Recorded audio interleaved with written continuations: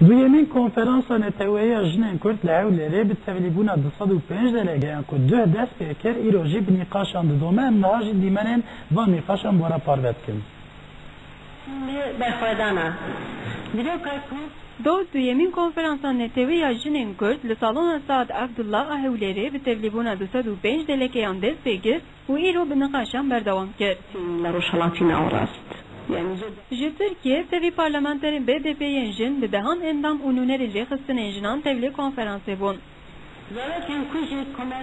Konferans bi panel û semîneran îro jî berdewam kir û di roja duyem de li ser xweseriya demokratîk nîqaş hatin neşandin. Di semînerê de hevseroka BDP Gültan Kışanak di derheqê xweseriya demokratîk de agahî da beşkervanan. Kışanak li ser tejîra di jêrîberî PKK Abdullah Öcalan tê meşandin de jî rawestiya û destnîşan kir ku ew wekî jinên Kurd vê yekê qebûl nakin. Peştî Kışanak endam û nûnerên jin yên ji welatên din tevlî konferansê bûn li ser zex, tundî û pirsgirêka Kurd axaftin kirin.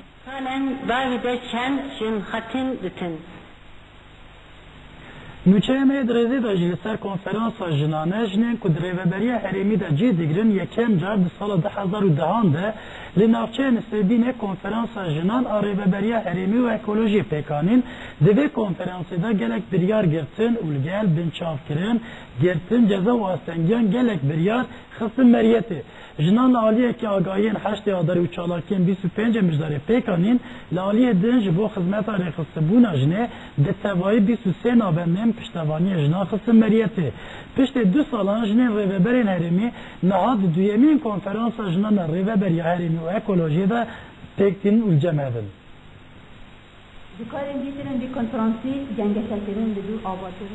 Komisyona rêveberên herêmî û meclîsa jinan a BDP piştî sala 2010 de yekemîn konferansa xwe li navçeya Nisêbîna Mêrdînê pêkanî, niha duyemîn konferansa jinan a rêveberiya herêmî û ekolojiyê pêktîne.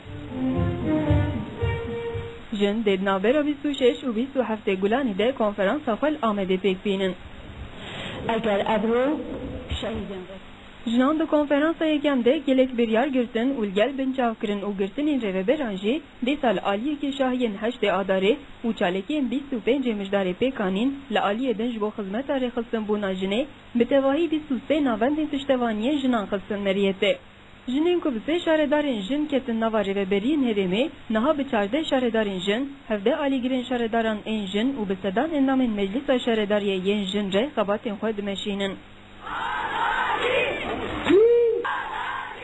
Jinan piştî konferansê Dersim, Gimgim, Wêranşehrbawler û Nisêbînê wekî bajarê jinê îlan kir. Piştî konferansê 5 şaredar, 40 endamên şaredarî û endamên meclîsa bajar ên jin hatin girtin. Bi tevahî zêdeyî 500 jin hatin girtin. Lê jinên rêveber xebatên xwe berdewam dikin. Li gel vê yekê jinan di 3 salên dawî de 23 navendên piştevaniyê vekirin û xizmet dan di 150,000 jinan. Aktivîsta duyemîn konferansa jinan a rêveberiya herêmî û ekolojiyê û şeredara Bağlarî Yüksel Baran anî ziman ku wan 2 sal berê konferansa yekem pêkanîn û piraniya biryaran xistin meriyetê. Baran da zanîn ku dê duyemîn konferansê jî di 26 Gulanê de pêkbînin. Baran da zanîn ku dê jin di vê konferansê de li ser mafê jinê û wekeviya zilam û jinê jî biryarê bistînin û ji bo jin karbe bütçeya xwe çê bike xebat tên meşandin. Çalışmalarda örneğin tüm belediyelerimizde şu an kadın erkek eşitlik komisyonları, kadın erkek eşitlik birimleri kuruldu, kadın birimi veya müdürlükleri, kadın komisyonları kuruldu. Yine kadın kurulları yoluyla hem genelde belediyede çalışan kadınların hem de bir bütün olarak kadınların çalışmalara sahip çıkması, söz karar gücünün dahil olacağı bir mekanizmada söz karar gücünün kadınlara ait olması için de çalışmalar yürütüldü.